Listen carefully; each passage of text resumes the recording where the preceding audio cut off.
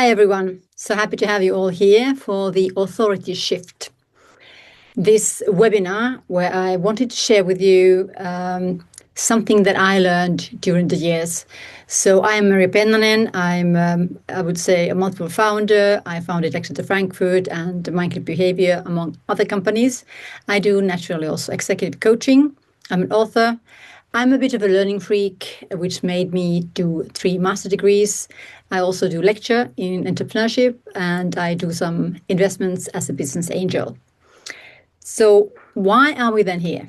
If I think about the fact, why did I build the Authority Shift? What made me do it? Naturally, I've been coaching for over 10 years. Before that, I worked 17 years in different leadership roles, mainly in sales and operational ones, in the heavy industry, multinational in Germany and elsewhere.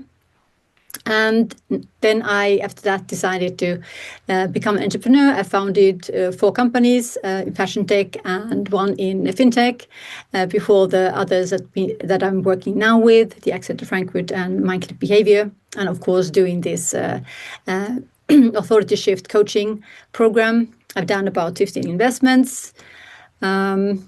And the reason why I started the Authority Shift, that I could really see, especially during the time with Exeter Frankfurt, that so many brilliant women were totally ignored and not taken seriously and had hard time raise funding. And I decided that we have to do something about it.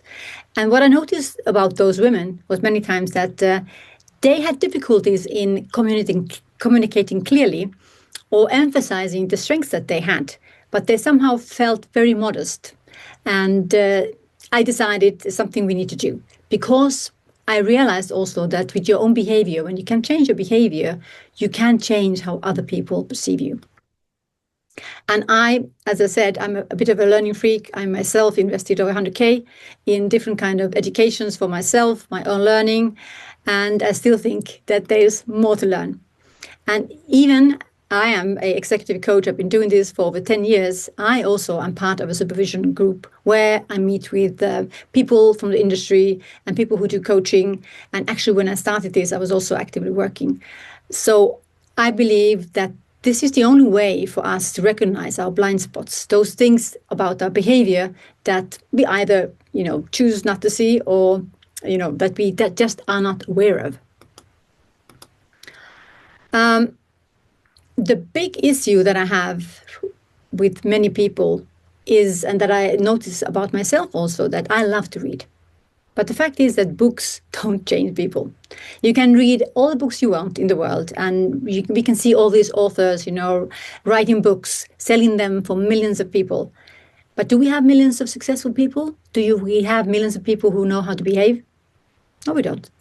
And that is the problem, that it's not the books that change people, but it's the implementation. We have to be able to implement what we learn. And it's hard to do it alone.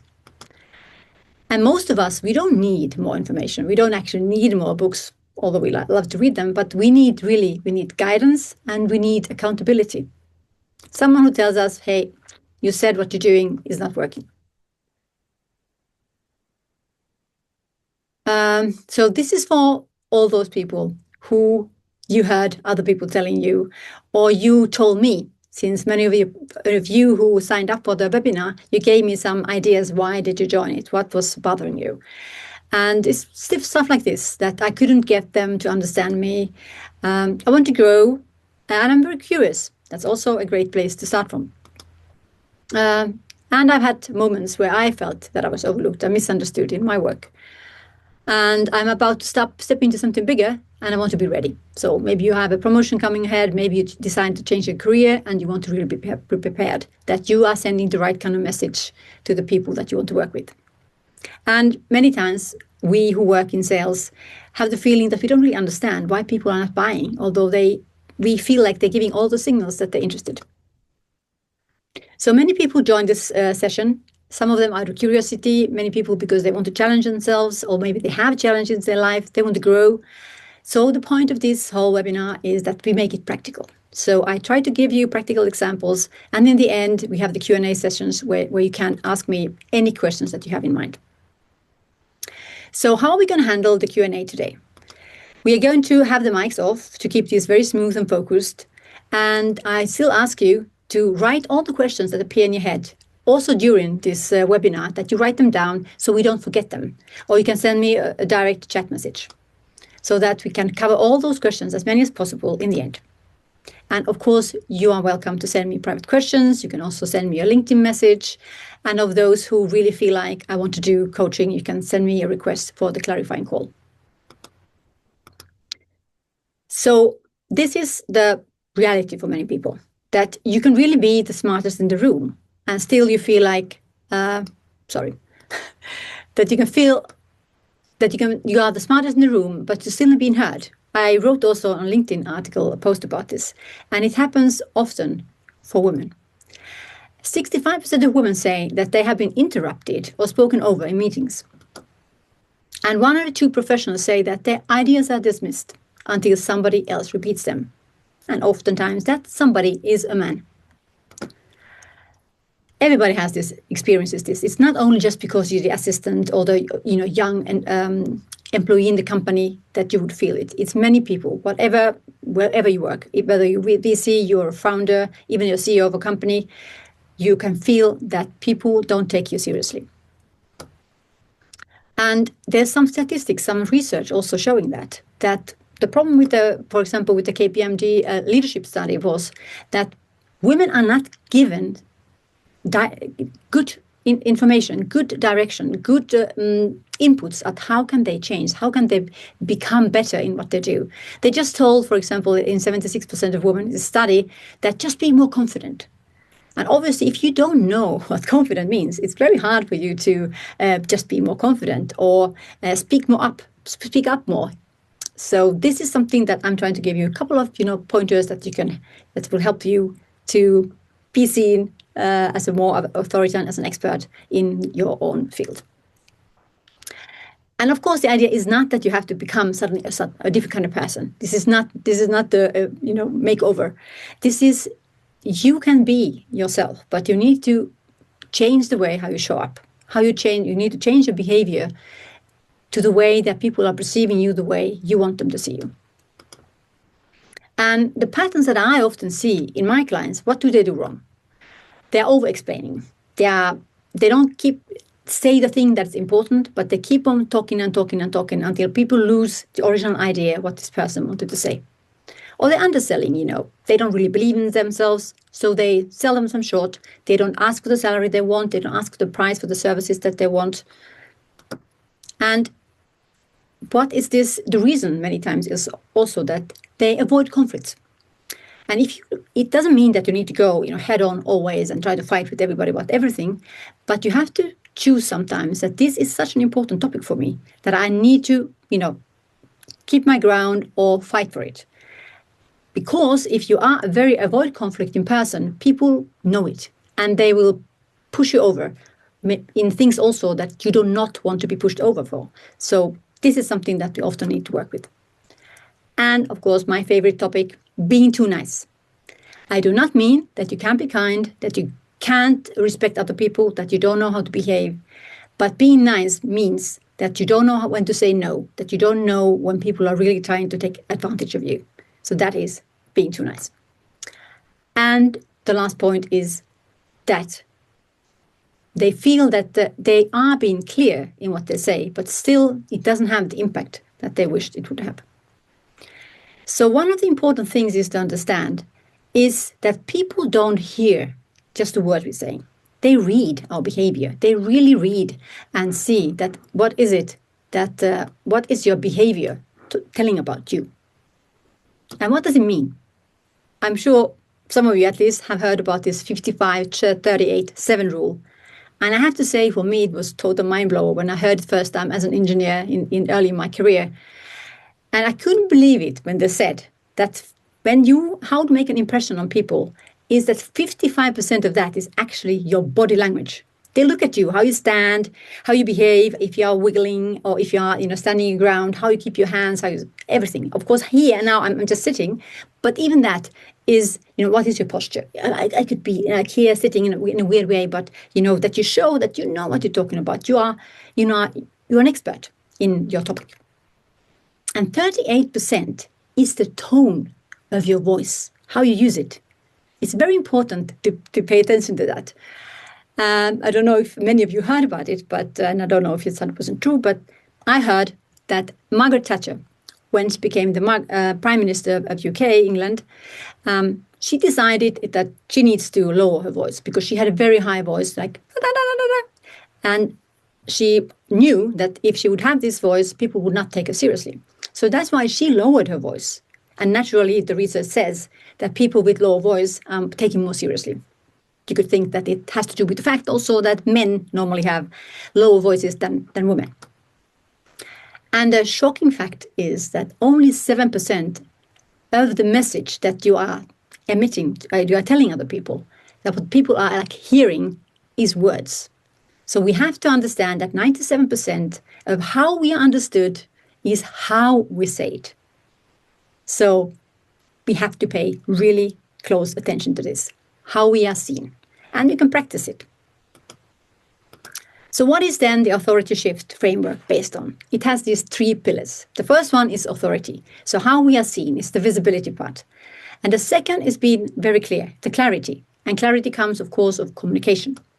And the last point is presence, confidence. How are we seen? How do other people perceive us? Last what we saw in the previous slide, it's about how are you seen? How do you communicate it with your everything that you are?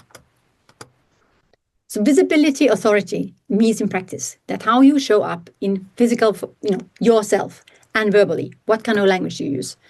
You have to own the space, your voice, your body, the energy you're transmitting. Not every day we have great days. Sometimes we have bad days. I just posted also on LinkedIn of not so perfect day. But still, when you are showing up, it's about work, you have to, gather all that energy and emit it to other people. And learn to be seen and not apologize for what you are. Because many great women have great ideas, they've done massive amounts of great work, and they're somehow still apologizing that what they have done. And visibility isn't vanity. This is something we have to really understand. And I don't only mean that we have to be visible in LinkedIn and social media. That could be part of it depending on your work, but it's about visibility at work. It's really as part of your strategy. If you want to make a career, if you want to be seen, you need to pay attention to it. Because the study from McKinsey and Lean-In reported that the women in leadership that show visibility, that are seen as visible, are promoted much faster, regardless of the formal performance reviews. Because those might be a bit biased depending on who your boss is. Yeah, and then this is a funny picture that I created with AI, but I'm sure you all, if you didn't hear from her yet, please do check her out. So Amy Cuddy, this is the second thing that blew my mind, was when I heard this TED Talk about her explaining how our behavior really triggers the same neurochemistry as actual confidence. So we can trick our brain. We can trick our brain to believe that, what we are pretending happening is actually happening. So behavior then leads to this kind of emotional shift. Confidence isn't a feeling, it's behavior. I'm sure many of you remember this 2-minute PowerPoint that she said to do, before something important. And if you feel not confident before going there, so you trick your brain, do it. Second part is communication. How can you communicate in a clear way so people take you seriously? Speak less, but say more. No over-explanation. This is very important for everybody to remember. If you have something to say, there's no need to start, blabbing about it to the end. And communicate because you want to make an impact, not because you are searching for approval from other people. And people can feel it when you communicate in the right way. So one of the fastest ways to shift your authority is really to slow down your speech and use short sentences. This is sometimes very hard for us. As you can see also, me sometimes continuing, instead of just saying the sentence and continuing. A good thing to practice.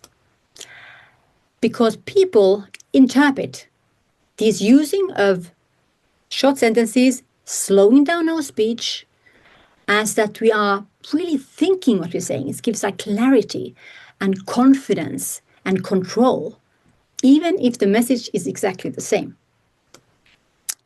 So remember, being nice won't get you any deals, but being clear will. And this is also from research done. And one important point of thinking on how do you make your sentences shorter is that you avoid to use this kind of filler language, filler words like and, so, stuff that I also very many times notice that I'm doing it myself. It's normal. But when it's important, try to avoid them. Try to prepare and practice so you don't have to need to use them. This kind of shorter structural communication, it builds trust in people. And that's what we want. We want people to trust us, see us as experts, as an authority figure. And that's why these are the things that we can practice. It doesn't, we don't need to do anything crazy. So from the Harvard Business Review, a great article, The Sound of Leadership. Last part is confidence. And confidence maybe it's the hardest part to do because it's about our presence. How can we convey confidence with our presence if we feel very uncertain, or if we fit in, or it's not natural for us, or maybe we are in a situation that's new for us. But the thing to remember is, like A.B. Cuddy taught me, that you don't need confidence before you act. You just need to do it, and do it often, that it becomes natural and you feel less awkward. So you need to practice. And thoughts create behavior. So you need to think it, you need to do it, and the behavior then creates this kind of emotion. So if you are thinking, I'm so scared, it makes you, feel scared. That's why when people talk, although I'm not a big fan of this kind of mindset stuff, but of course you need to have the right mindset and believe in yourself. And believing in yourself makes you behave in a better way. So whatever works for you, do it. So it's not the other way around. And very important, thing to absolutely remember, because this is, let's say, the deadly sin that many women do, that they over-explain. And over-explaining really, really signals insecurity. And it's based on these, big universities that did the research study, but you should stop doing it. Because people and leaders who are seen very competent, they speak less. And they use this kind of intentional pausing. Like they say something important, and they let it sink in, and it works. So, because our brain is also wired in a way that if we stop after we said something important, it starts to thinking about it, it starts to process it, and it actually stays in the brain. So this is the fact. Over-explaining often, not of course always, but often comes from subconscious desire for approval. And we don't really want that, and we don't need it. I mean, you're great. So ask yourself, this is a little task for yourself. You don't have to do it now, but you can think about it. It makes you probably also understand some of the things about your behavior that you didn't think about before. Is ask yourself, so where do I shrink or soften my message? What kind of environment, around what kind of people, or what kind of setting does it happen to me? When do I explain too much? Of course, sometimes we might be nervous, so we start over-explaining. But really think about it. When does it happen and why? And who am I trying to please instead of leading? So important thing to think about. If you want to get a promotion, you need to show your boss that you can do it, that you are a person who gets stuff done and not the one who tries to please everybody. So remember that. Okay, one practical example. What does it mean speaking clearly, using short sentences, starting with the pointer and continuing the sentence then with what needs to be explained to explain it, getting the attention of people. So do not do it this way. Again, I said the word, so yeah.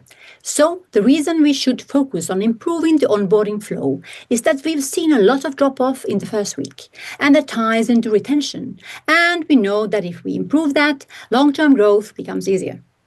I mean, this was on one breath, one sentence, very, very long. Instead, you should say, we need to fix onboarding. When you say that, You got everybody's attention. Everybody, if it's your company, you want to know how to fix onboarding. If you don't have onboarding, you don't have any clients. And then comes the explanation. Why do you need to fix it? Most user drop-off happens in the first week, and it's hurting retention. When you say this, everybody's listening. Everybody wants to hear from you. How do you think this can be solved? And the difficulty, why don't people implement this? It sounds also obvious. I'm sure, you read the books, you know this stuff. But why don't we implement it is that transformation is not information. It doesn't help to read about it. We need to do it. It's like you can't learn to ski by reading a book. You don't need to learn to swim even, probably, maybe if you float. But many things you can't do if you don't put it to action. And you will be bad in the beginning, but you'll get better the more you do it. Insight with action changes nothing. You can be self-aware, which is the insight, which is a great beginning, of course. You are aware, okay, I have this problem, I need to do something about it. But if it stays in I need to do something about it, but not doing something. And the fact is that behavior is hard. It's very, very hard to shift alone. That is why most people on the top use coaches, top founders, coaches, use other coaches, VCs, CEOs. Myself, I coach founder teams, I coach women on the top, men on the top. It is something that you need to understand that it's hard to do. And if you really want to do it, it's also the fact that it keeps you accountable when you have to go and report and give examples what happened that you agreed that you wouldn't do again. So my approach, just some words about what do I do with the authority shift and my coaching method, is based on group coaching. Since I believe that group coaching gives you support. You get support from the other people in your small group. It gives you structure. And still I believe that it's important to have this private coaching part. There might be certain things that you don't want to share with other people, certain things that you need help with, and that gives you the opportunity for the precision and depth that you need to go into.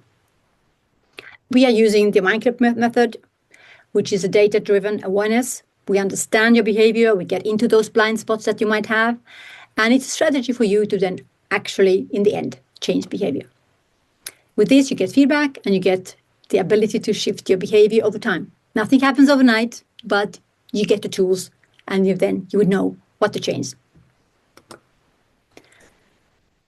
The fact is that leadership is not granted. It's not given to you.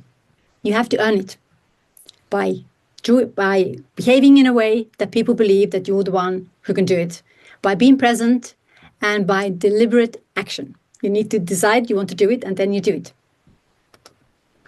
So this was not meant to be a pitch in the end, but it's for someone who already maybe decided that, hey, I know I've been reading all the books, I've done all the homework, but now I need something more. I need somebody to help me, to guide me, to hold me accountable. So if you're ready, you can book a 15-minute clarification call. You will have the link in the end. And so you can also search it. If you go to LinkedIn, you can connect to me and say, hey, I would like to find out if this is something for me.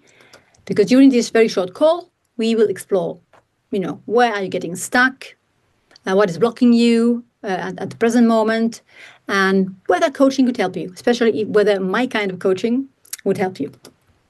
So that's the link. That is, you book through Calendly for the short call. And you can also, as I said, just contact me over LinkedIn and we can get it sorted out. And in the end, we have the questions. So feel free to ask anonymously. I can already see that there's some questions on the Q&A box. You can also message them to me privately or maybe afterwards. And this picture is from a LinkedIn post that I did recently. So I really want to thank you all for showing up. It means a lot. I can see that there are people, my my former colleagues and former student friends and people who I worked with before. So, and some new acquaintances. So wonderful for all you to be here.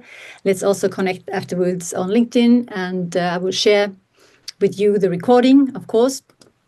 And remember this, that you don't need a perfect day to start. You just need to show up. You need to decide, I'm going to do it. And that is where change starts.